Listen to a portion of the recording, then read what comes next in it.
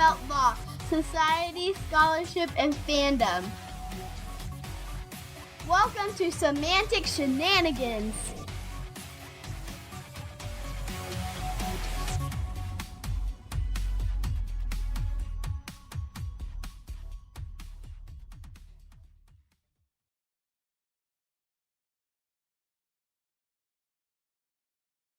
Good evening, everyone, and welcome to Semantic Shenanigans, show number 9. My name is Janet Gershensiegel, and with me, as always, in an undisclosed bunker somewhere in the center of the country, is Shanna Gilkison. Hello, I can't see you through all the corn. Does it prevent radiation from coming in? Honestly, the way, I was going to say something about, maybe the corn causing radiation, because that would explain, some of the people around here, but I guess I won't go there. But I already did. Too late. Too late. So it's doomsday preppers. Everything is very corn-centric. Apparently. The corn hasn't really come up through the ground yet, but I can just feel its presence. It's emanating from the ground. So what have you been doing for the last month? Oh my god. So I wrapped up spring semester at BGSU, Bowling Green State University, for those of you who are new. And then I started summer semester this week, which is an accelerated term. So I've had class for 2 days, and week 1 of 5 is already out the window. So I'm already panicking because I have 4 more weeks to write a paper, and class just started. Damn.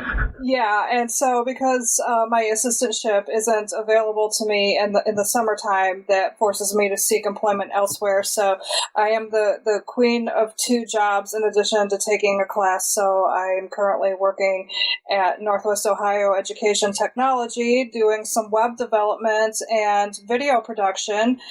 And by night, I am a grocery store cashier. It's a slight difference there. So I heard that you were inconsolable about Motor City Comic Con.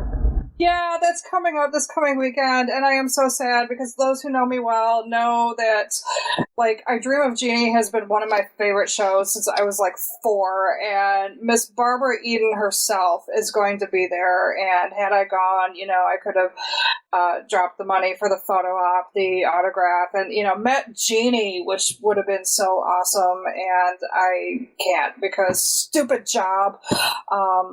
So there you have it. I'm just kind of sad and trying to not think about it. So, stupid capitalism, down with the establishment, up with the bourgeoisie, or something like that. Something like that, yeah, I don't know. I didn't take, the Marxism classes as part of my grad program. Maybe I should have. Well, I majored in philosophy in undergrad, and the Marxist folks were mostly the people who would try to get stuff in no matter what the hell we were talking about, including Plato. So it's Wait, do you not know that you're a little off topic? Plato the philosopher, or Plato the stuff we played with as kids? Oh, the philosopher, Oh. the way back when guy. Anyway, so for the past month, I have a manuscript out for querying, and the publisher wanted to see all of it. So yay, that is good news. But there are no guarantees. I'm throwing virtual confetti at you. Thank you. I'm catching confetti. So of course there are no guarantees, so I'm trying to manage my expectations. This is a story, it's kind of more of a space opera kind of thing. Ships leave Earth about 500 years ago in the search for multicellular life. Yeah, first day with the new tongue. Anyway, that's what I've been doing. It sounds exciting, and I hope it gets published. I can't wait to read it. It sounds really interesting. Thank you. And I really love strong female characters. So it's chock full of them. The captain is female. The first officer is female. The chief medical officer is female. The head of the military detachment is female. Of course, there are guys on the ship too, but very kind of skews it heavily in the other direction. Well, that sounds even more cool. Thank you. So we wanted to talk. This is going to be kind of a different sort of a show because we talk about fandom a lot. We talk about established fandoms.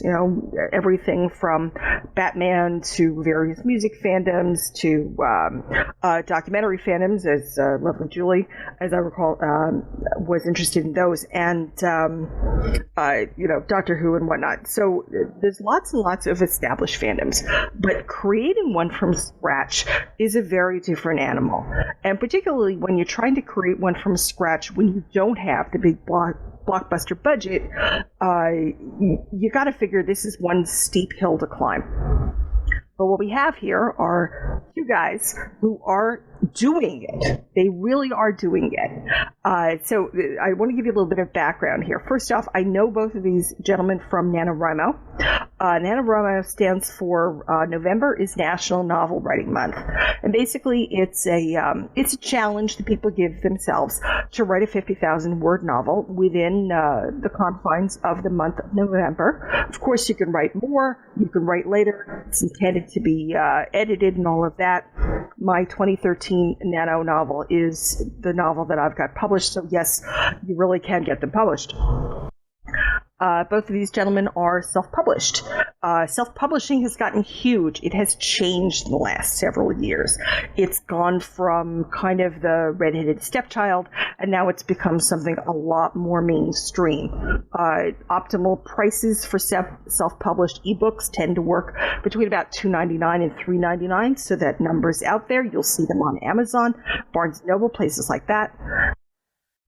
2014 Publishers Weekly article confirms that information about the prices for ebooks. And there's also the whole idea of indie publishing, which is a little bit different from the really big publishers out there, like your Simon & Schuster. That's a little bit different from self-publishing, but these are also, they tend to be folks who don't have agents and who are doing all of this stuff on their own. So we would like to welcome two gentlemen who are creating stuff from scratch, a lot like making anything else from scratch. For an indie author, leveraging your network is crucial, but definitely don't underestimate the power of both a terrific cover and a fun personality. So we'd like to welcome Ronnie Verdi and Brandon Varnell. Hi. Yay! Yay! Great to be here. It's really great to be here. Thank you. So we wanted to, let's start a little bit with kind of like what you write about, because I know that not everybody is going to know this. So Brandon, what are you writing about? I am writing about a fox girl who wants to get in a awkward high school boy's pants.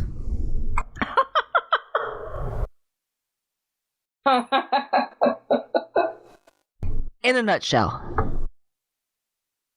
In a nutshell. So it's very fan servicey, as I recall. Yes, there's a lot of very awkward sexual content that I tend to find extremely funny, and it's all anime inspired. So a lot of what I write about you can often find in various romantic comedy anime that I watch. And this her name is it's Lillian, right? That is correct. And so she's so how the heck is she a fox girl? How did that happen? Well, Lillian is a kitsune, which is actually just the Japanese word for fox. Technically, she would be a fox yokai, which is a type of supernatural creature found often in Japanese mythology. So basically, when a fox lives for 100 years, they gain a human form, a second tail, and magical powers. And Lillian is one of those kitsune who, after living for 100 years as a fox, she gained her physical human form, her magical powers, and her human-like intellect. So she's not a spring chicken. No, but she's mentally and physically, she is the equivalent of a 16-year-old girl. So, take that as it is. Which makes the awkward sexual situations a little easier to take. 116 years old would be just kind of odd. It is a little odd, but then I read like Twilight, and I think Edward Collins is like 600 years old.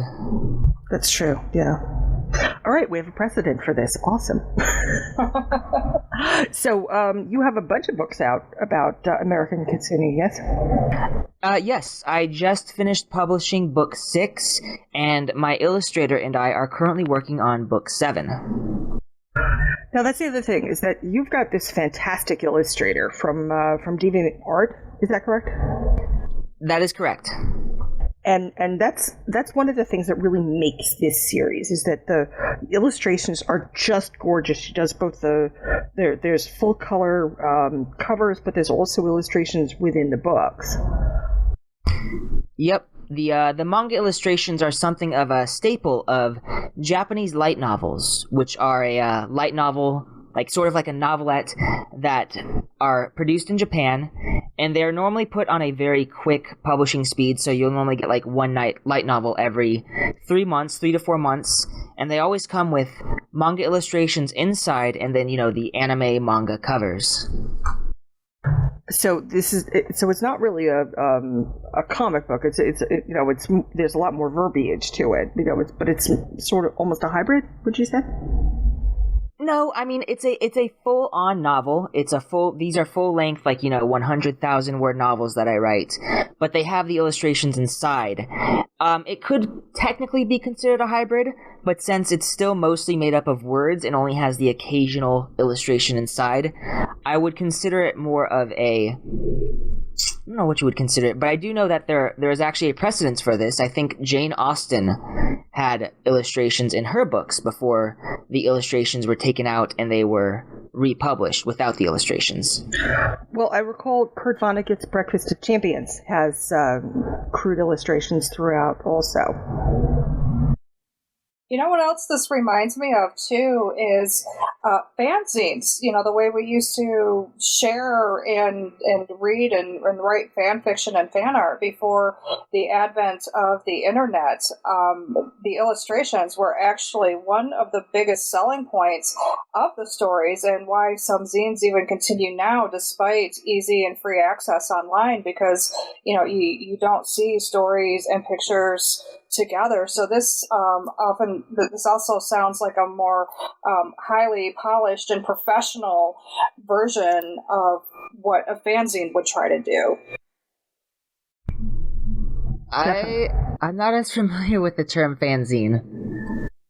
So, well, what they were, before people were doing fan fiction on the internet, because we didn't have the internet yet, people would write fan fiction and draw fan art, sometimes, or actually not even just sometimes, more often than not, to specifically illustrate fan-written stories. And because they had to be printed, so you sold the fanzines, but you only sell them for the amount that it costs you to produce it, because of the ethical implications, dealing with other people's intellectual property and such. But, sometimes they were newsletter style, sometimes they were highly polished, bound printed copies, and this is how people would share it before we had the computer. Oh, that's actually pretty cool. It is cool, and it's a shame that the internet has pretty much killed the zine. But it's understandable because almost everybody has a laptop, and but it's just. I have yet to see an online platform that brought story and picture together the way a fanzine did. So for something like what you're doing,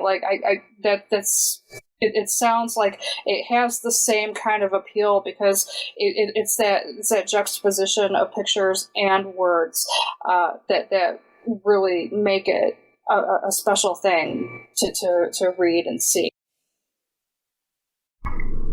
Yeah, I think it does. I mean, a lot of the people that read my novels have commented on, Snow the Wanderer, that's her Deviant Art name. They've commented on her professional illustrations and how much they enhance my stories.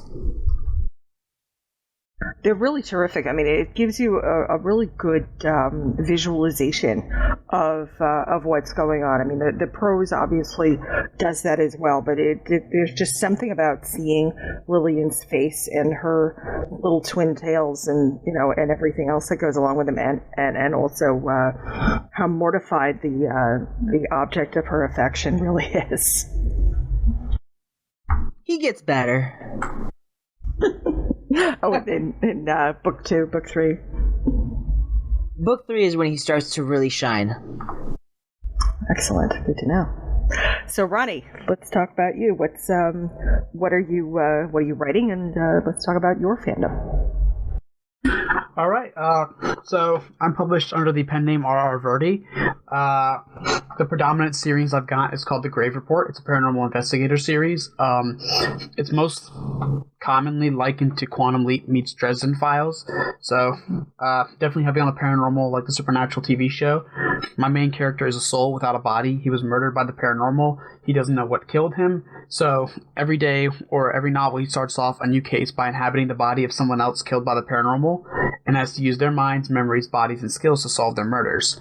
The series begins in media res, so he's been doing this for so long that the longer he continues to do it, he starts keeping the memories and skills of other people at the cost of his original own. So when the first book debuted, story-wise, he doesn't remember who he originally is anymore. He's trying to piece that together. The overall formula is sort of Monsters of the Week. While there is an overall series meta plot, I've been building slowly to it, and each novel is mostly him solving the murder normally of that novel. And again, Monsters of the Week, I try to showcase fun mythology, stuff that's a little bit more obscure because I'm a mythology nerd.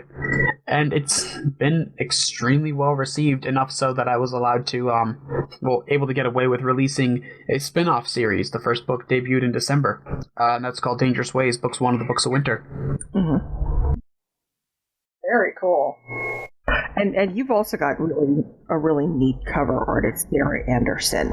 So let's talk a little bit about her and what she's been doing for you. Right. So originally, Sarah was a fan. So I debuted Grave Beginnings with different cover art and not the best editing I could have. And Sarah read it in a really raw form when it was published, and she loved it. And she reached out to me saying, like, hey, I'm a fan. I really like your cover art, but I think you can do a better job. Do you want me to? And I was like, yeah, I've got nothing to lose. And after like a little while of batting it around, Grave Beginnings got a super big facelift, and which attracted a really amazing editor to come in and also offer to edit the novel. And after that, it took off. It sort of coasted. It was published the holiday weekend of Christmas holidays of 2013. Might as well call it 2014. It coasted that first year. And then 2015, it sort of blew up. It won a Best Book of the Year award. By 2016, New York Times bestselling author Jim Butcher had it in his hands and was taking photos of it. Brandon Sanderson later that year.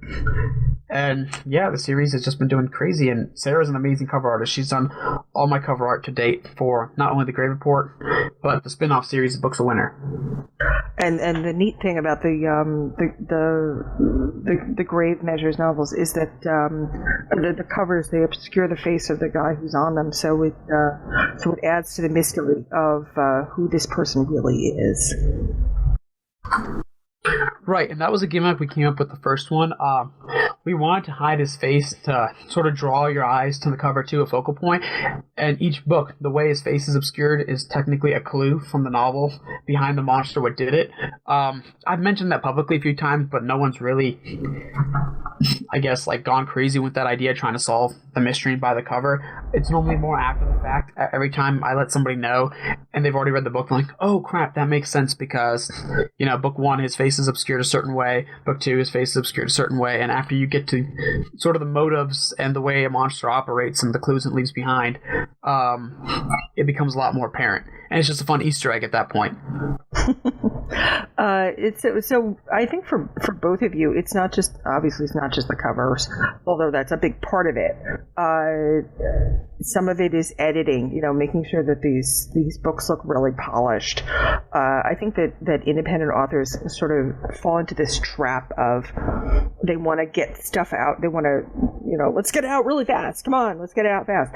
And that doesn't take into consideration the fact that somebody, an editor, or at least a slew of beta readers, needs to go through this and take some time and really think about what they're reading and how it's put together. And maybe this paragraph belongs over here, or wait a second, you were in first person, why are you in third now?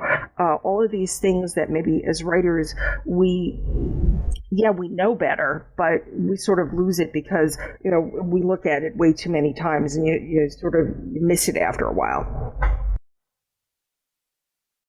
It also seems to be very helpful, for both of you, that you both do very well with networking, not just with the people who you already knew, but you both seem to be very good at reaching out to people who you don't know. Maybe. I mean, I've never considered myself that great at reaching out to others because I'm kind of like a recluse who just huddles in his cave like a vampire, but definitely with the editing, that's super important. Like, I have 4 beta readers who they'll go through my stuff and they look at the overall scheme, so they're like my developmental editors. And then it goes to a copy editor, and then after the copy editor, it goes to 2 different proofreaders who will like look it over and make sure that there are no really big mistakes with my spelling or my homophones or my syntax. And so I always feel like it's really important to have a professional, as high as a professional quality work as you can get as a self-published author. Because we have to, we don't have a company behind us taking care of this. I mean, true story, for real. My brother is also a published author, but he's not but it's nonfiction. He wrote a reference book in the 80s, and the difference is really striking between his experience and mine, because he had an agent. They sent him $10,000 to write, so he had that, and they did all of his promo. He was on CBS This Morning. He got interviewed. The publisher threw him a book party and all that other stuff. And I do love the people who published me, but they kind of didn't do that.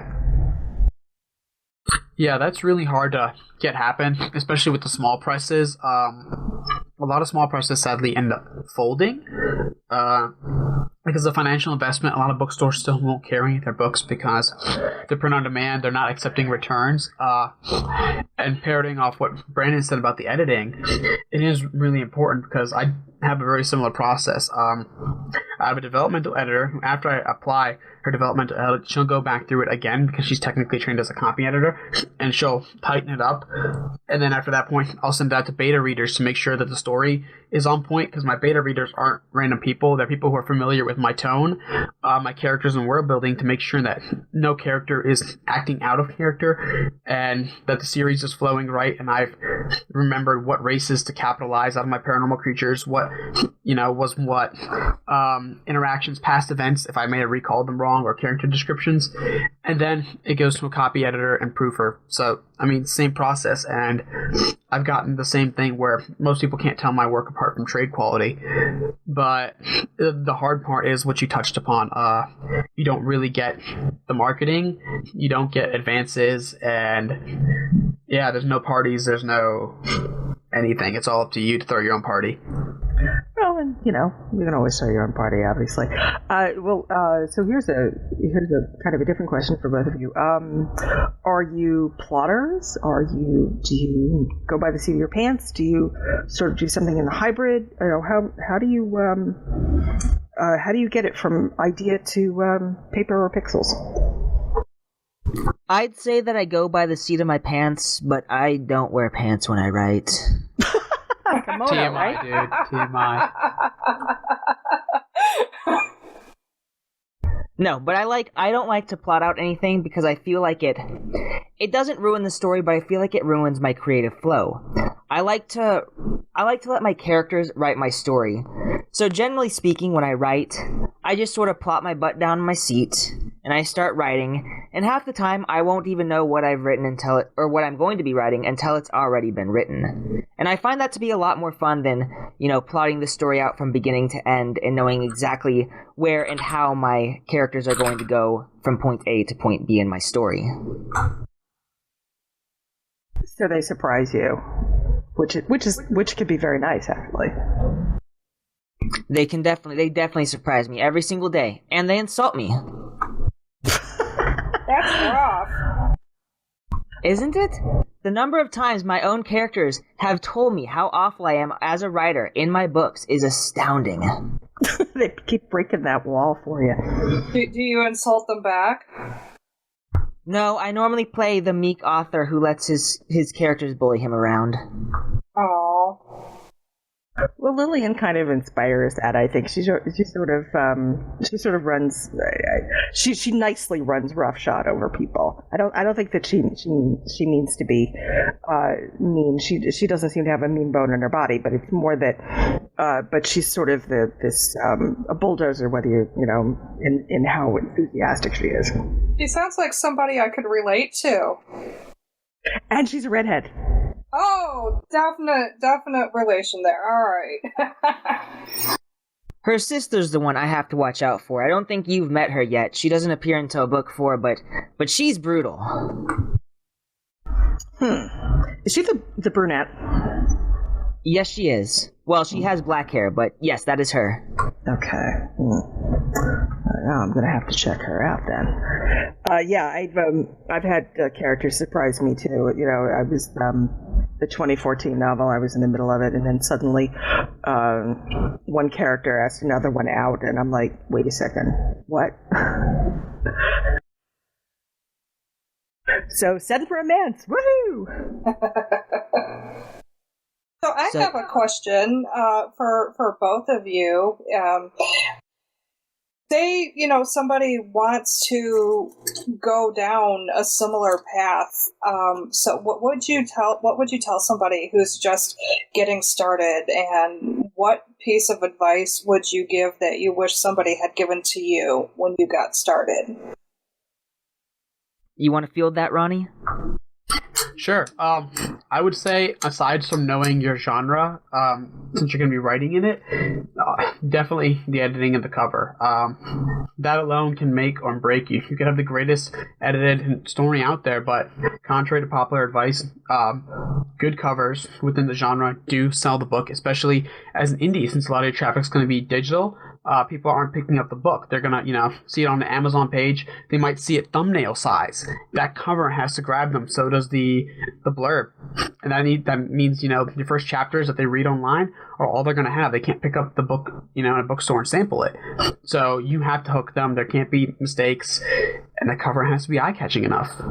And I made those mistakes. I had a mediocre cover when I first debuted, and my book had solid editing, not great, and that got me dinged. And the second I improved all those, my book and series took off, and it's been like that since. I think also with the cover, it's one of the things that I've heard is you want it to stand out, but you don't want it to stand out too much, because you do want people who are browsing through, because like on Amazon, we keep talking about Amazon, but they are the big gorilla. That when people are sort of thumbing through, they're looking at your book, which has been placed into whatever genre you put it into, whether it's LGBTQ, horror, or whatever it is, the little subgenre here. And if the book looks too different from the other books, people also will kind of pass it by and sort of get this feeling of it doesn't belong here. Interesting. Yeah, that's hit or miss. I've actually been doing that, but it works in the Grey Report's favor, because what's going on right now, which you sort of touched upon earlier about a lot of indies publishing faster, it's called right to market. It's become an entire trend where people are sort of pumping out novels within 2 to 3 months, and it's extremely popular. And what they're doing is they're also getting covers to market, meaning that a lot of the covers are starting to look the same. They're coming from the same artist. Like space opera is all dominated right now by indies, and all the covers are almost the same. It's a planet, a generic spaceship, and really bold title, but it looks really beautiful. and they're all written along a certain storyline, even between authors. But when you start swiping through the covers and reading the novels, a lot of them sound the same, they look the same, which is great, but they all start to blur. It's become extremely popular in urban fantasy to the point where I know several people doing it, making $50,000 a month. They have an amazing sell-through, but the interesting thing is their name isn't catching on because they're starting to sound and look like everybody else. The one thing that's helping my series stand out is the fact that in the urban fantasy covers, if you look, you normally have a tough guy or girl and they have fire on them somewhere, like their hands are on fire or their head's on fire or they have like magic. I'm not even kidding, it's become a real thing. It's called fire hands, sparkle hands. They will have like sparkles or purple fire or blue fire, red fire. There's fire everywhere, so you know the character has magic, and it's urban fantasy. And the Grave Report doesn't have any of that magic stuff on it because it's a paranormal investigator about a guy with a new identity. So when you're swiping through all these fire hand people, you see the one cover with the guy and it looks like, you know, his face has been torn off the cover and it's just a white hole there. Or book 2 has what looks like an ink drop over his face, and book 3 has shattered glass. And like, it's always made people stop and click on it, and then they read the blurb and they're like, okay, it's urban fantasy. And it's the same with the Books of Winter, which looks more like a traditional fantasy cover than urban fantasy, except for the fact that there's a really prominent display of shiny pennies on the cover, which adds that urban modern element. So people look at it and go like, it looks like fantasy, but there's pennies which are from today, and it's really confusing me, and they click on it and they know it's like an epic fantasy set today. And you know, that raises an interesting point too when you're talking about the covers and the character's face is either ripped off the page or ink blotted or something along that line. It's a way of branding. I mean, it changes it up a little bit every time, but you still have the same concept. It's still recognizable. It's a brand. So once people know you, people can just zero in on that cover, know it's you, know what they're getting, and buy it. You know, exactly. Yeah. Oh, I'm sorry. Well, also in the LGBTQ space, one of the things that I have been noticing for quite a while now is it doesn't matter what the plot is. There's always a headless guy's torso on the front. Always. Sex He's always sells. ripped. Sex sells. Hell yeah. Well, it sure does. But, you know, I mean, it could be the sweet little romance without any, anything heavy duty in it at all. And it's still it's still this ab fest. So unfortunately you can't see, but Ronnie has just thrown into our little chat, which I think we'll put this onto the onto the blog post that'll come out, a bunch of covers to see what what all this sameness is, but also where you can stand out. Yeah, absolutely. These are great. We definitely need to post a link to this. Oh my God, I love these. Yeah, they're all. It's all flame and fire. Although the flame sometimes is freeform. Sometimes one of them looks almost like a Star Wars. God, I'm forgetting the lightsaber. The lightsaber. Yeah, I was going to say the glowy sword thing is a theme. Yes, I'm having aphasia. Yep. This is don't do drugs, kids.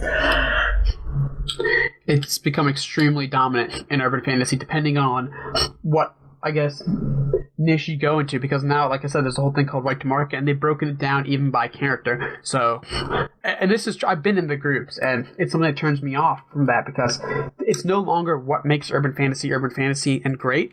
What can we get away with, and what can we do to make it original? It's now, who are the best sellers? Okay, Jim Butcher, Laurel K. Hamilton, Patricia Briggs, Kevin Hearn. What do they have? Wizard, shapeshifter, druid. What can we do to be like them? We need a main character who's a wizard.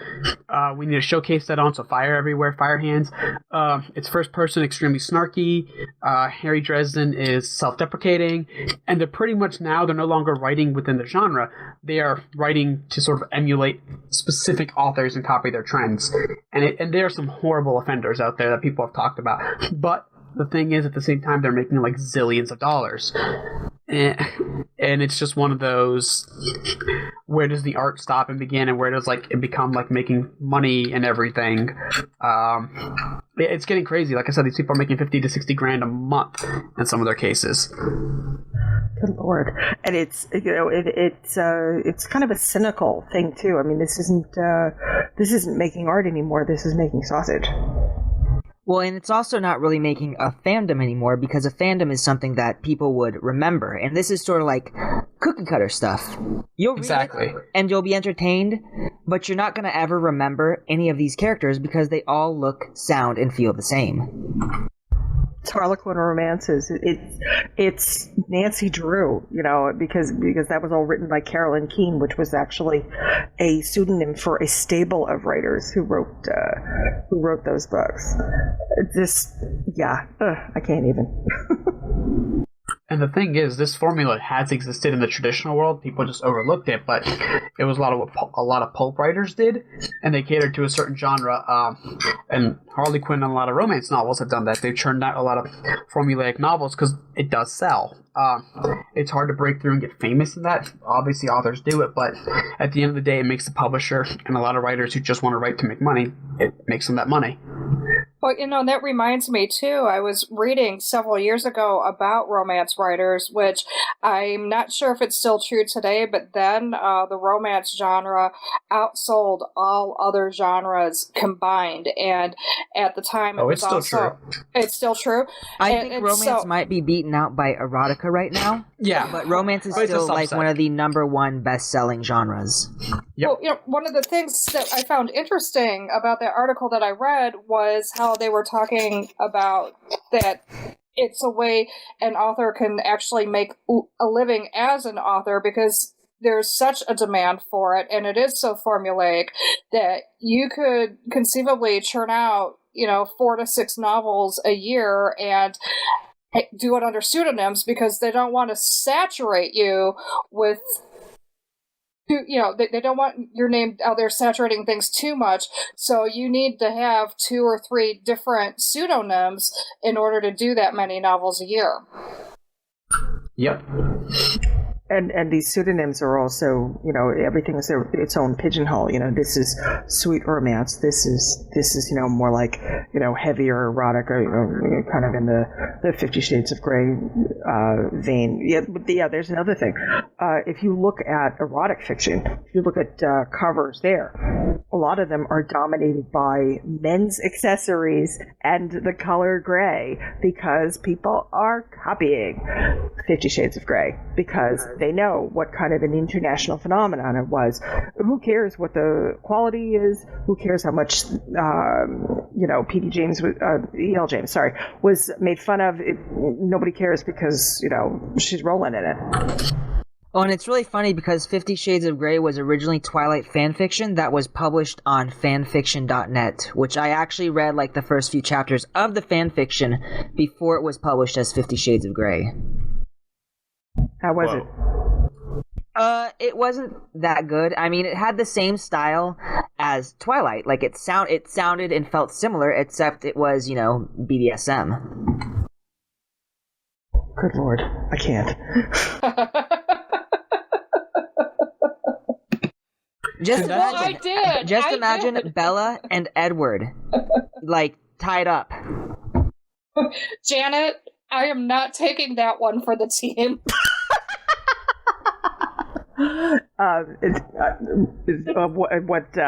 We need to explain this for episode 2.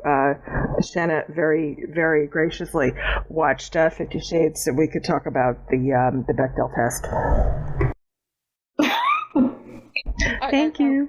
You're welcome. I'm going to sneak that one up on you every so often for the rest of your life, and you still owe me. Yeah, I do. There was not enough beer in the world, or brain bleach, or eyeball disinfectant. You couldn't just enjoy what's-his-name's abs? You know what? No. Sorry, no. It was that was not enough to. Yeah, no. and it's not often that I'm at a loss for words, and yeah, I just have nothing there.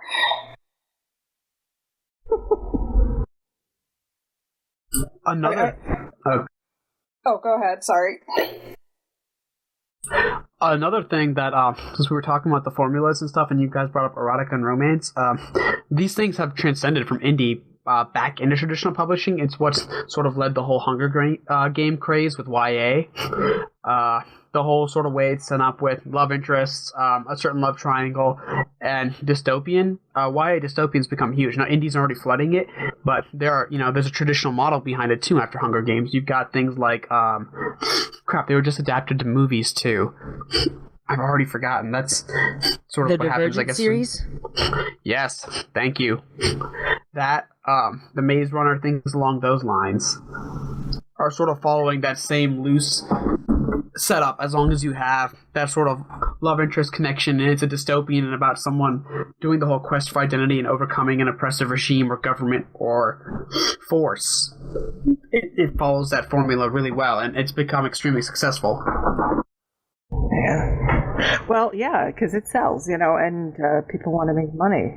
That's the sort of the holy grail for a lot of folks. But then I guess they kind of get used to the filthy lucre and they want more.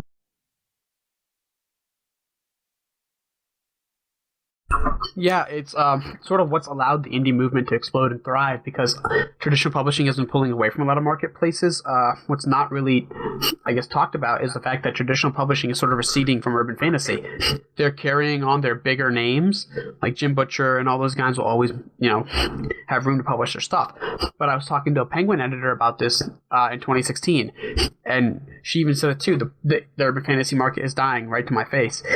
And I knew that wasn't true, but they're not in the indie world. Since traditional is losing those sales to indies, they start pulling out. And when you do that, obviously you're going to lose that market. And indies have rushed to flood it, and they're making more money than ever. It does suck with the way that people are sometimes publishing a lot of glut really fast, hoping to make a lot of money from the formula, because it's burning some of the readers out, I've noticed. But it's interesting to see that the traditional marketplace is actually failing the readers in some ways, because they've also pulled out of a lot of space opera, carrying larger names, and from what I've been hearing, not allowing a lot of newer ones in. And indies have rushed to flood that, and some of them are making consistent 6 figures a year easily. Wow, I'm doing this wrong. Yeah, same there. I feel like I'm lucky in that I don't really write in any of the genres known in the Western Hemisphere, unless you're a really huge fan of like anime, manga, and Japanese light novels. Right, you built your niche extremely well for to like build your fandom. Like, you'll always be able to make a living as long as you continue to publish that. And yeah, I mean, you carved out your own niche, which is what a lot of people should try to do. Right, and I'm also extremely lucky. I mean, I think I really hit it at a good time. Like, there's a company called Yen Press, and they're an offshoot of, I believe, Hachette Book Company, and they translate and publish Japanese light novels in English, and then they get those light novels in like Barnes and Noble and other bookstores, and they've been hugely successful. And so I'm probably like the only Western light novelist who has really consistently like published like Japanese style manga, anime styled, anime inspired light novels. And so like, there are a few others, and I think you can find them on Amazon. Like, they have like Kindle, but they don't really have paperback, and they don't have anything else, and they haven't really gone as far with it. And if I'm gonna brag, I should brag about my artist. They're not as good as she is. She's amazing. Like, She is I mean, amazing. just comparatively, she's really, really, really great. But because of that, like, because I'm really one of the only Western writers who has ever done this, I feel like I have more general success than some of the other writers who are writing in different genres would have. That also puts you in the position of someday being the one who is imitated. That is very true, and if I really push myself, I think like one of my ultimate goals with this is I want to get one of my books published by Yen Press, who does the translation and publishing of Japanese light novels. My illustrator and I are currently working on turning my light novels into a manga series, which we will be doing on Patreon, and then I also want to get one of my series published in Japan and become super popular and have its own anime made off from it, which I think would be awesome. Oh, that would be fun. But when you talk to them, it's Hachette. I used to work for them. Hachette. Hachette, gotcha. Yeah, I keep thinking hatchet like a knife, like a hatchet. They're very French. I worked in IT, and for our bonus that Christmas, we were given the fourth Twilight book. No lie. Oh wow. How was it? I didn't get past book 1. So how was it? Well, we did read it to each other on occasion over either over coffee or database compiling. Very exciting. Sounds fun. Let me tell you, database compiling is primo when you add, vampires to it. It's much better. Well, vampires make anything better. They also make it sparkle. Ooh, shut your dirty mouth. Sorry, I've been going on a Buffy jag, so the whole vampires don't sparkle thing's been very top of mind lately.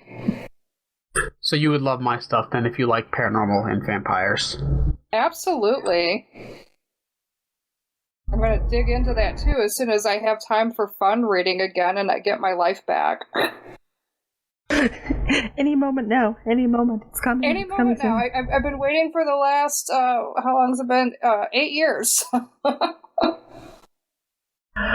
Yeah, Shanna's getting her PhD, so that's why there's so much school. Does that mean we're gonna have to call you doctor soon? Absolutely, about 2 more years. Oh, that's gonna be exciting. I'm just gonna call you the doctor from now on.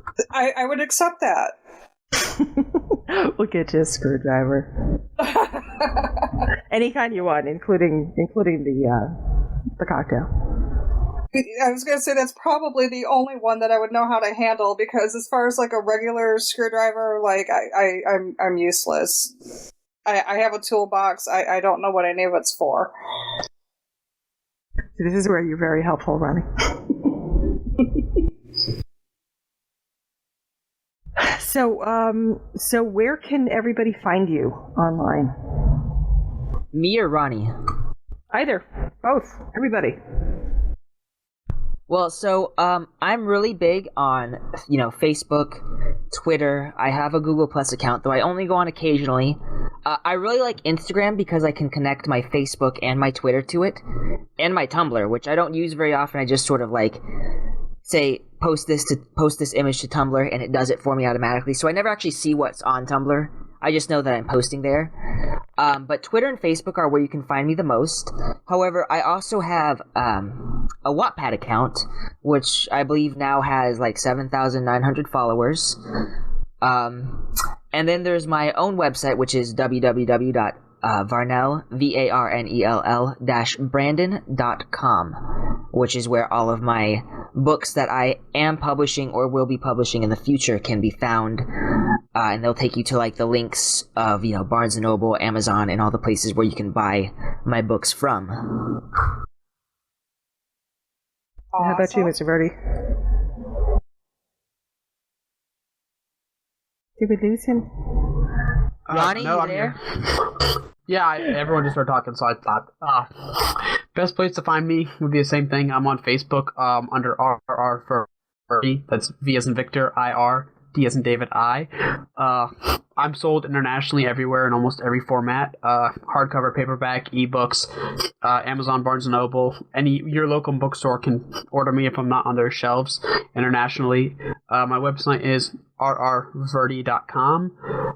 Twitter, Facebook. I'll be at AwesomeCon in DC for anyone listening who will be there, since there's going to be 70,000 people. I'll be selling and signing there all 3 days. And then this summer, as an industry professional, to do panels for the Urban Fantasy and Fantasy track.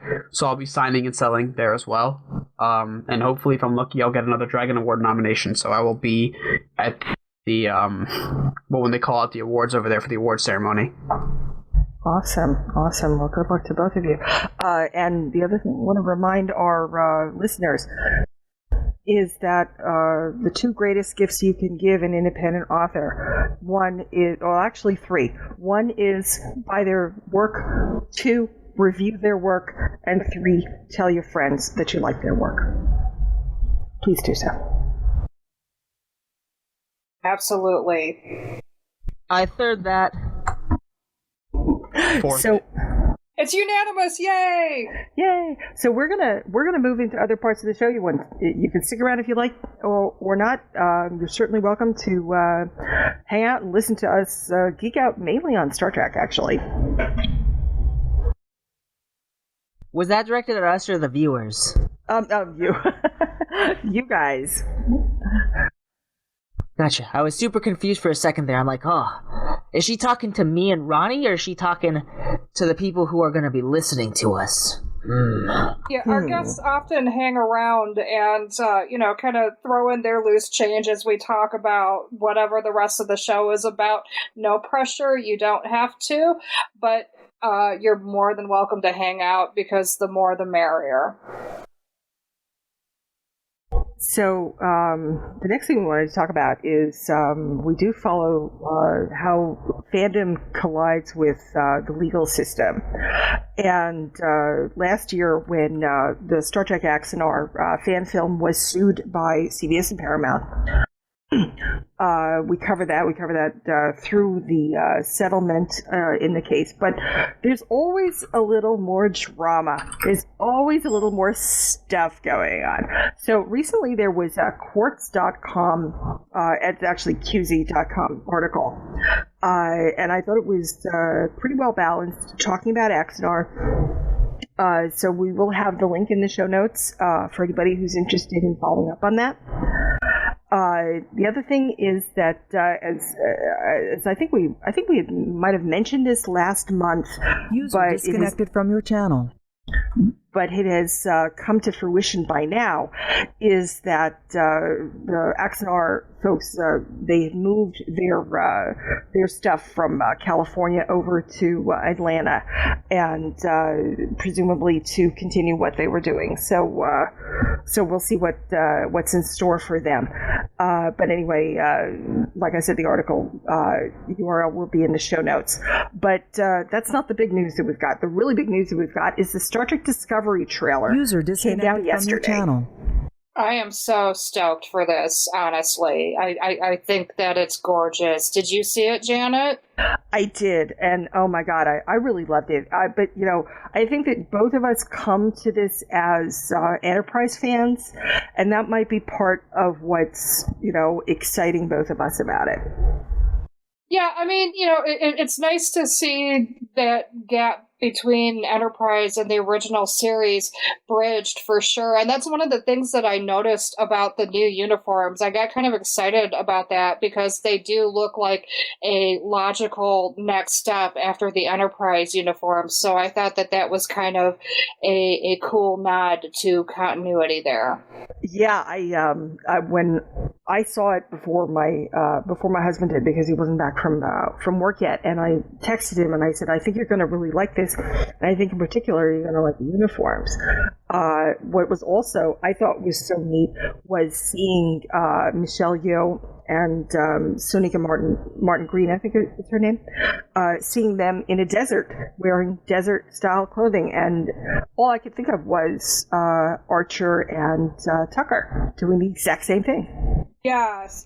And so I kind of wondered how purposeful that was. I mean, of course, we know that in any production situation, what you end up seeing on the screen is not an accident. And even if it was a happy accident at the time that it occurred, it's still, in the case of television, it's up to the producers to keep it or not. So it's there as a result of a decision having been made. And I just thought that the parallelism there was just beautiful, actually. And it makes sense, because after all, when was the last time that Trek was on the air on the small screen? it was Enterprise, and regardless of anybody who might have had problems with Enterprise, that was the last standard. I think people kind of have embraced Enterprise a lot more than they did before. Yeah, and I think that's kind of I have a feeling that a lot of that is because of some of the objections that people have had to the Kelvin timeline films. Personally, I love the new movies, but you know how Star Trek fandom works. I mean, every time a new series comes out, there's a certain faction of the fandom that has to absolutely hate on it and make up their mind that it's terrible and all wrong, even before they've seen it. And Discovery has been no exception to that rule. But, you know, once they have something new to hate on, they kind of long for the good old days, but they still hunger for something new. So then they'll give the last series that they eschewed a chance. So I think that the Kelvin timeline has kind of brought more fans to Enterprise, people who wouldn't give it a chance before. Well, and also, you know, the thing about Enterprise is that it is a pure prequel to both timelines, and so you can love the Kelvin timeline and see Enterprise as being its grandfather, and you can love the Prime timeline and also see Enterprise as its grandfather. Pretty damn slick, huh? That was pretty slick, and you know, I kind of when I figured that out when I first became aware of that, I actually kind of laughed. I thought it was hilarious. And the same thing with Discovery. Discovery's also before the split in the timeline. So Discovery's also going to be a true prequel to both timelines. And I think that's something that people who might be having some problems with it are kind of overlooking, is the fact that this has to have nods to TOS and The Cage and whatnot, you know, and the TOS films, but it also does have to have at least some stylistic nods to the Kelvin timeline. Absolutely. And, you know, that's kind of one of the things that has come up in some of the discourse I've seen surrounding Star Trek Discovery. So there's people like us who absolutely love the aesthetic in terms of being a natural extension of Enterprise. I've seen some people, though, getting kind of upset at some of the aesthetic, or actually a lot of the aesthetic, not matching the original series. And, you know, this kind of baffles me a little bit, because it's like, we have to remember that the original series was made 50 years ago. Now, again, this is one thing that I really love about the Kelvin timeline, because I feel like it's done a nice job of maintaining consistency with the original series aesthetic while updating it for a contemporary audience. But again, there are critics out there who hate it for that reason, and it's not this enough, it's not that enough, it's too much, you know, whatever. So it kind of brings us to the reality that no matter what the powers that be do with the production design, they're kind of damned if they do and damned if they don't. You know, there's always going to be somebody that's unhappy.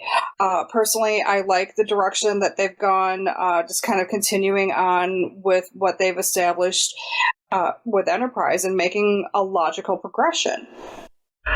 It's also, you know, there's a faction absolutely who looks at that and says, "Oh my God, it's got to look exactly like the Cage, or almost exactly like the Cage."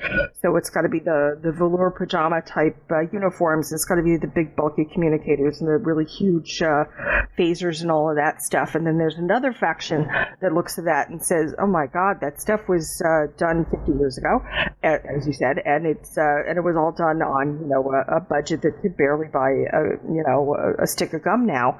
And so now that there's more money and there's much better technology and there's a different design sensibility, shouldn't we update this and shouldn't we change it? And then, of course, there's even another group that looks at it and says, yes, we want to, we should nod to TOS and all of that. But look at all the things that TOS did that we don't really accept anymore, or things that we maybe have problems with, such as not giving women a lot of beefy roles and a lot of power, putting them into miniskirts and whatnot, which is done on the Kelvin timeline as well. But that women aren't really the agents of their own destiny quite so much in TOS. And I really don't want to see that repeated, I'll tell you that. Yeah, absolutely. And that's one of the things that I really appreciated about this trailer is that, number one, your two main characters who are in charge of the ship are women. And not only are they women, they're women of color. So this is really something that Star Trek has not done before. We had Avery Brooks, who was a man of color, who played the captain. We've had a female, Kate Mulgrew, but we've never had a woman of color in charge. And here we have a captain and a first officer who are both non-white women, which is just amazing and fantastic. And thank you, Star Trek, way to be progressive. And it's also, and it's very natural. I mean, I think that there are people who might, scream tokenism, or they might say, well, they're just sort of checking off a box or something like that. And there's also other folks who are looking at that and saying, hey, it's about damn time. Why didn't they do it 20 years ago? But I am glad that it is happening, certainly, and that changes have been made because, the whole thing, particularly in TOS, in Turnabout Intruder, which is a horrible episode to begin with, but where it said that a woman can't be a starship captain and stuff like that. Well, I think we're all beyond that. In fact, I gotta hope we are, and I really, really don't want to be recreating TOS aspects of TOS that are like that. And that aspect of TOS has already been thrown out because in Enterprise, Archer was the first NX captain. Hernandez was the second, and she obviously was a woman. So they're already not obeying things that were established in TOS, and it's just the realities of adjusting for a contemporary audience. And that's, because we had talked about this a bit with our guests before, where, how people write to an audience, writing the genre to an audience. But we do have to create art, at least in part, that does go to an audience. I mean, I don't like the idea of it being cynical where, you check the boxes. Oh, yeah, we've got to have a vampire and a sparkle and a dystopia and all of that. But, going down to the essence of it, if you're writing in a genre that only 5 people read, or you're writing in a genre that 500,000 people read, you're probably going to have a bit more satisfaction with the latter, at least in respect of getting things that people feel objectively show that you are a success. And then when it comes to television, there's a very real reason why you want to have that kind of success, because that keeps you on the air. Now, granted, streaming is a bit different. It has a different model. But if this show loses serious amounts of money, CBS is not going to want to keep it on. Absolutely. And, we have to remember that as much as we love the show, and this goes for any TV series, at the end of the day, it's still a business. So there are a lot of things that a lot of fans, a lot of viewers might want to see, they might think should be there. But if the people in charge think that it's too risky financially, they're not going to go for it. And I think that that's also kind of where fan fiction comes in. We write the endings, we write the backstories, we change the character sexuality and whatnot. Or we create a tragedy where maybe there wasn't one before, maybe a happy ending where there wasn't one before. And we do this because we know that you and I can't be canceled. I mean, we want to be read, obviously. I mean, you don't put this stuff online if you don't want to be read. If you don't want it to be read, you stick it in the drawer. So if you put it out there, you do want people to actually be reading and enjoying it. But we're not under financial pressures that say, well, if you don't have 20,000 readers every day or 10,000 new ones or whatever you want to have the metric be, if you don't hit those marks, that you don't get to continue creating. But that's exactly what TV writers are up against every day. Absolutely. Now, one of the things that I wanted to ask you about, Janet, what did you think about the Klingons in the trailer? I like them. I'm fine with them. I know that there are people who were sort of having a cow about it, but to me, it was just Klingons with shaved heads. I mean, that's all. That's the way I kind of saw them. Yeah, absolutely. I didn't think they were different. Well, and here's the thing, like, this is not the first or even the second time that the Klingons have been changed, right? Like all that has happened before will happen again. We had very human-looking Klingons in the original series, and you notice that as each season went on, they maybe got lighter complected, maybe, different facial hair, that kind of thing. We know that Star Trek didn't start out with the biggest budget, and their budget got slashed every year. So every year they had to learn to do whatever they could with what they had. Then in 1979, we got Star Trek the Motion Picture, and oh my God, the Klingons now have bumpy heads and gnarly teeth, and they don't speak English. Oh my God, WTF. And, the fandom lost its marbles, right? Or at least some of them did. And, this has happened before, and I really don't understand the people getting their panties in a bunch. And we came to accept the bumpy-headed Klingons. And you notice with each film that came out, they look a little different. Worf's head changed. Like, we're talking like the same character, right?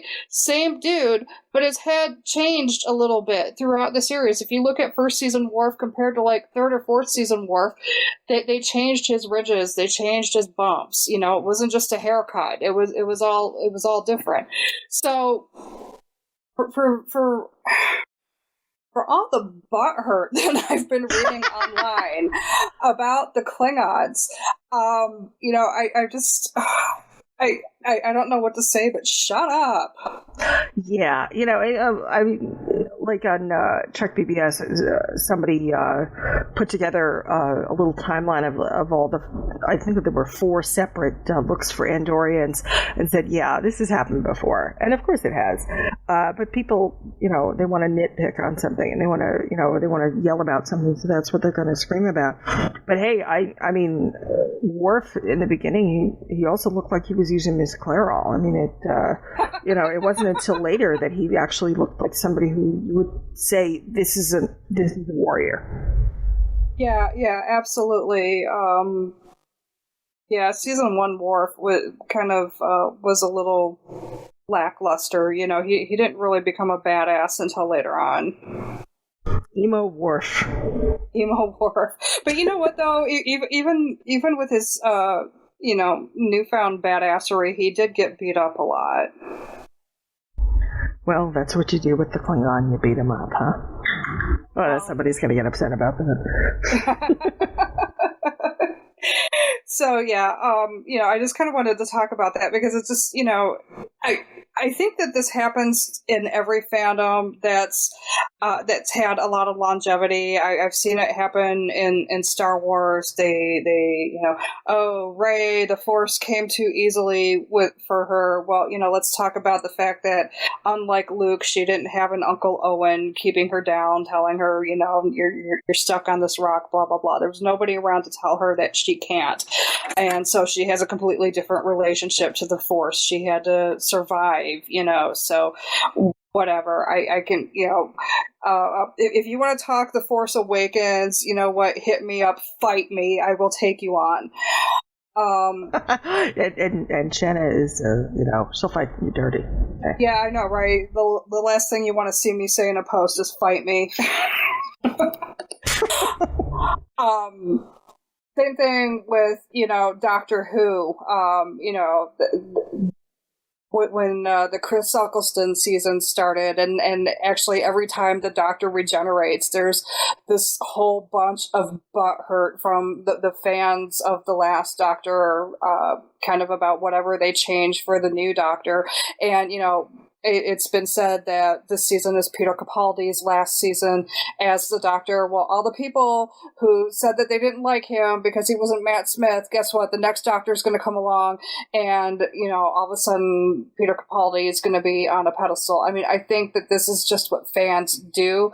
It's annoying. It's infuriating. And this is like coming from me, a fandom scholar, right? It's like, I love fandom, and sometimes I hate participating in it because all of that outrage whenever there's a change, it just becomes so tiresome.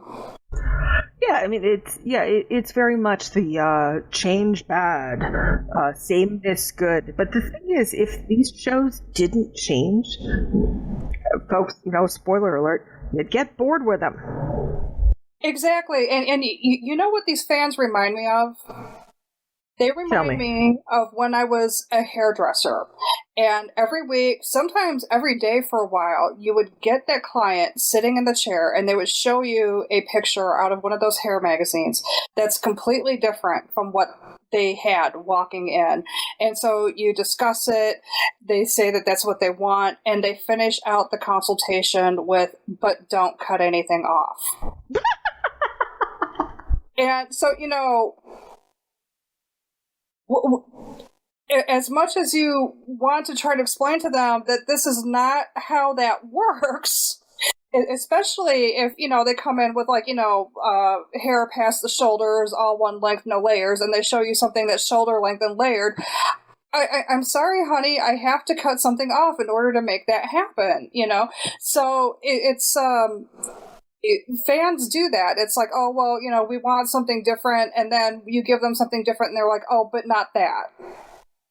Yeah, well, that's because that's so helpful. They only know that they hate it once they see it. Exactly, and it just I think that it's just that people get a certain headcanon, and they assume that because they've resonated a certain way with the series up to this point, that the producers and the writers are kind of on the same page, and then when they find out that they're not, all of a sudden everybody's shocked and offended. Newsflash, folks. Your headcanon is not canon. Right. It's so hey, join us, come over to the dark side, write fan fiction. You too can do that. Right. And if not, then I don't know, I got nothing, I can't help you. Fight me. Well, it was a way, and it is a way for people who don't feel represented or who don't feel their POV is represented to greater participate in the things that they love. Absolutely. So, if the series isn't going your way, somebody out there is probably writing something along the lines of what you're looking for. All you got to do is look for it. And by the way, for those folks, leave them a review too, because they could use it too. Very often they feel like they're shouting into the wilderness, so please tell them that they're not. Absolutely, because that's part of what you were saying before. I mean, Janet and I have had this conversation many times that whenever a fanfic author tells me, "Oh, I just write for myself," I call BS on it, unless they are, unless that story stays on the hard drive or goes into a desk drawer and never sees the light of day.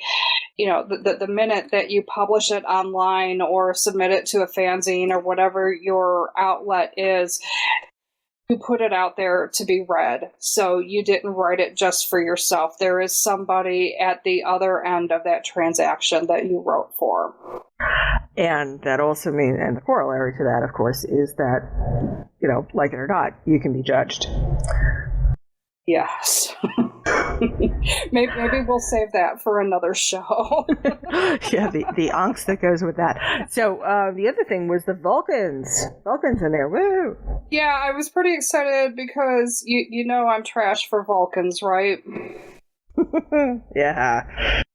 So, I kind of dig the one that was in the trailer. I immediately wanted to know more about him, so that's going to be kind of cool. I'd like to see, how that character develops and everything. So, I love anything Vulcan, so this has made me very happy.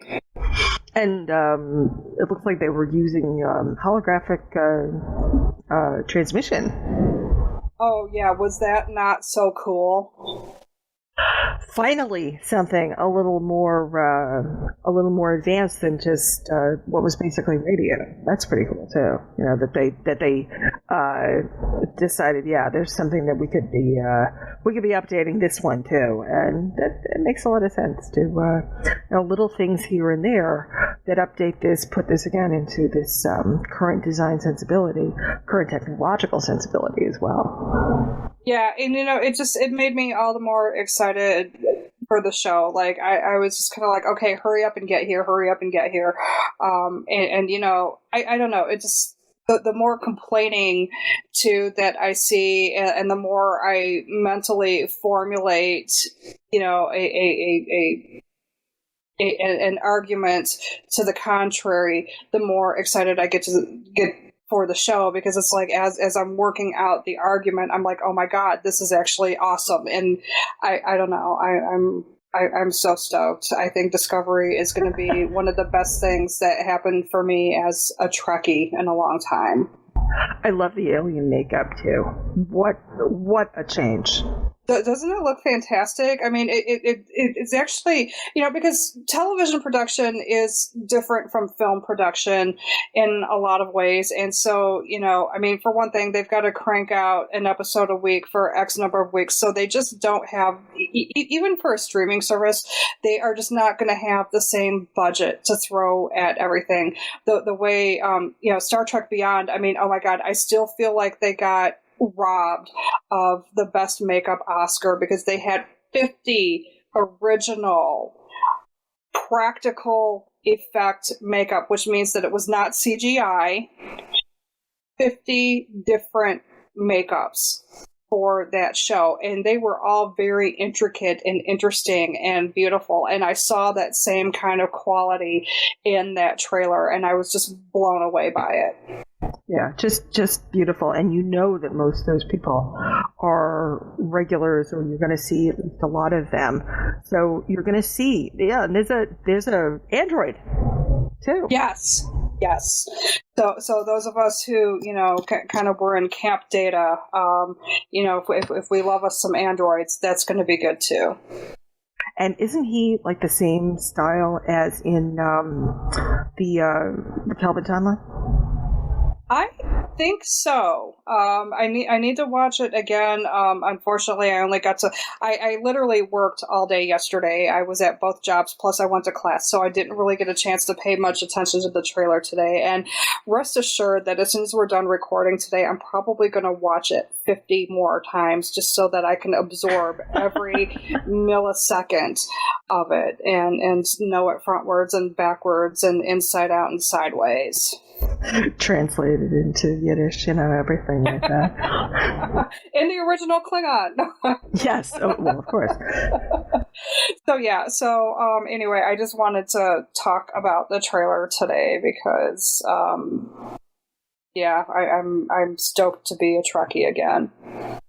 Now, what about the fact, because this is a prequel, and I know that there are some people actually who aren't too pleased that it's a prequel. It's not that they don't like the show or like the idea or even think that it looks good, but they wanted to push forward from the Deep Space Nine Voyager time frame.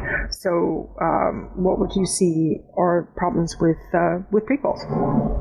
Well, I was actually having this discussion last week. I went up to my alma mater, Eastern Michigan University, and I was talking to one of my mentors up there who actually is a lifelong Trekkie like myself. And in fact, he's actually friends with people, a couple of individuals who worked on various incarnations of Star Trek, because my professor, Keith Dameron himself, had been in Hollywood for a while and worked as a writer, producer on several shows.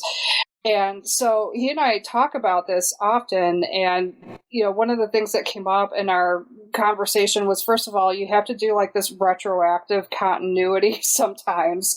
Like you want to do something for your episode, but you have to kind of make it work with what's already been established. But, for Star Trek, I don't think that that's really that hard.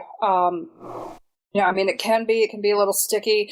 Where it gets kind of awkward and silly sometimes, though, is when they do those awkward nods and foreshadowing or backstory for the things that we know are coming next. It's like, okay, we had Enterprise before, so there's always this need to kind of work something in from Archer's ship.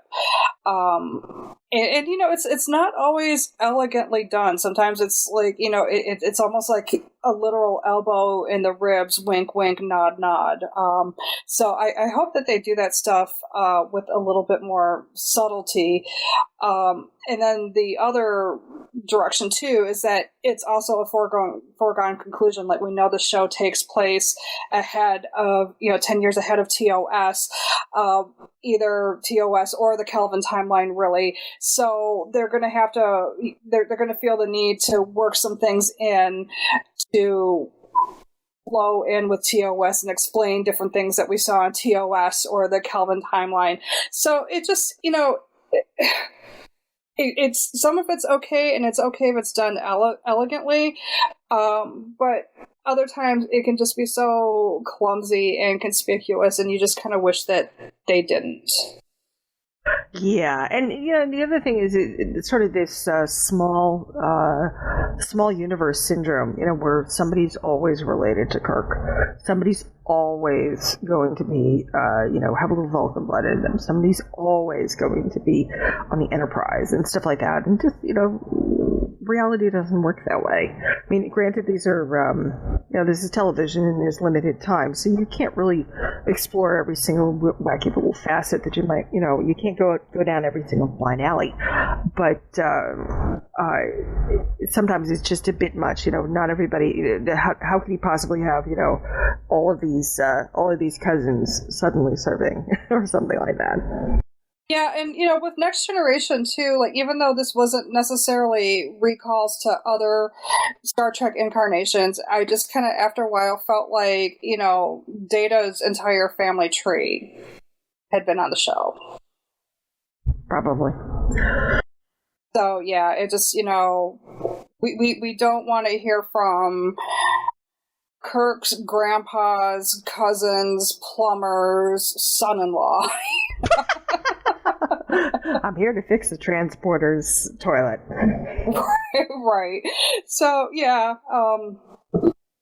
So I hope that they can maintain a unique identity, keep it Star Trek enough, and if they do work in nods to other Star Trek incarnations, be funny, be clever, be subtle. That was one of the things that I appreciated about Beyond, is that, like, when they did it, it was actually funny, like when Scotty was talking about the big green space hand.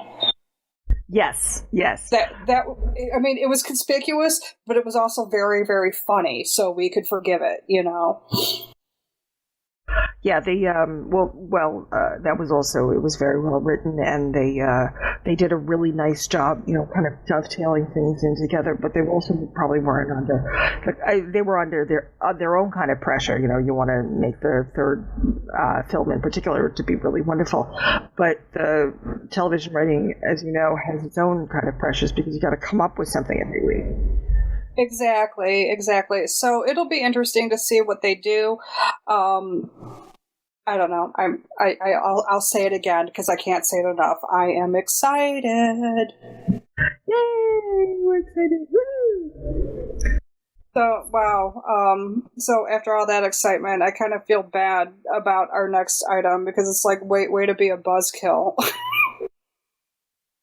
But we should talk about it. We should talk about it. And we don't get to talk about music fandom nearly enough. And that's something that Janet and I have been talking about. You know, we want to talk a little bit more about music fandom in the future. So something came across my Facebook feed today that I wanted to talk about. And those of you who are music fans, particularly 90s grunge, probably already know Chris Cornell, lead singer of Soundgarden and Audioslave, passed away last night in Detroit. They were on tour, and they were at the Motor City Casino in Detroit, and he was found dead this morning, and apparently he hung himself. And the music world is just devastated, and this apparently came out of nowhere. So, you know, hey, light a candle and play Black Hole Sun or Fell on Black Days or something, and you know, say a prayer or send some vibrations out or whatever it is that you do for Chris Cornell. Yeah, and we were, you know, and it's also kind of upsetting that he was 52 years old. So Too young. Yeah. This is not someone who was ancient, and of course it's horrible and it's very sad, and a suicide in particular has got its own you know, dynamic to it that is so much harder for so many people to have to deal with, unfortunately. Absolutely. So our hearts go out to his family, his friends, and his bandmates. Yeah, definitely. No, you know, we're just here on the sidelines, but they're the people who were right there, and so definitely. So, on that not so happy note, Yeah. we over the summer, I think we're I don't know how much are we gonna have shows. What do you think? I don't know. I think we need to have that conversation. maybe offline, but so you know, obviously it is the summer, and it's also when Shannon's got a lot of work. I've actually got a lot of work too, so things might slow down a bit. But what we would do instead is post a lot more of extras that we've been starting to put together. So you might get a bit more of an in-depth dive into a different area of fandom, and you know, or maybe a bunch of cases that have come up, and you know, hey, these might go together. So you might see things a little different for a while as we regroup and we fan ourselves, because you know, women don't really sweat; we just sort of glow, right? Absolutely. And, you know, agreed, Janet. June is probably busy for you with, you know, the projects that you're taking on. June is going to kind of stink for me because, again, I'm working 2 jobs and taking class. We might revisit this in July when I'm no longer taking a class. You know, things will lighten up then. But I have some ideas for some extras that I'm going to do from the academic side of things. And maybe we can use those. We can revisit some other shows that we've done in the past, and I can explain more in depth some of the things that we were talking about, and maybe set up some new concepts for future shows. Certainly, and maybe we'll even have some of our pals back, because everybody we've talked to, we've really enjoyed talking to, and we do hope certainly to see everybody again. And on that note too, if you the listeners have ideas for guests or topics that you would like to see us talk about, please put it in the comments section of wherever you're listening to the show, or drop us an email. That would be fantastic, because that can give us some ideas of some avenues to pursue that we might not have considered before. And we're here to serve you. So definitely tell us what you're interested in, and we will do our best to make it happen. So I think we're going to wrap. What do you say? We are going to wrap. We are going to wrap. So before we do, it is 1 week before my 25th wedding anniversary. So a big shout out to my husband, Jay Siegel. Congratulations. Thank you very much. I don't have any announcements or anniversaries. I'm sorry. I'm just a tired and broke academic. But you're beloved by all, particularly your cats. Well, yes, and I love my cats too. They're part of the show. They are part of the show, although I didn't get stepped on tonight, but I think it's because it's too hot. They don't want anything to do with me just now. Tomorrow, though, might be a different story. Right? All right, so thanks for hanging out with us, and we will definitely give you some updates about what the summer schedule is going to look like as soon as we can. And so thank you for listening, and certainly have a great month, if not a great summer, and live long and prosper and get that force with you and all that other happy stuff. Or with it being summer, live long and perspire. I don't know. There you go. All right, gang. Peace out. Thank you, everybody. Bye-bye. Music provided by Infocation. Send mail to hosts@semanticshenanigans.com. Follow us on Twitter @2shenanigans. That's the number, not the word. 2shenanigans. On Facebook, you can find us @Semantic Shenanigans. Subscribe to our YouTube channel, Semantic Shenanigans.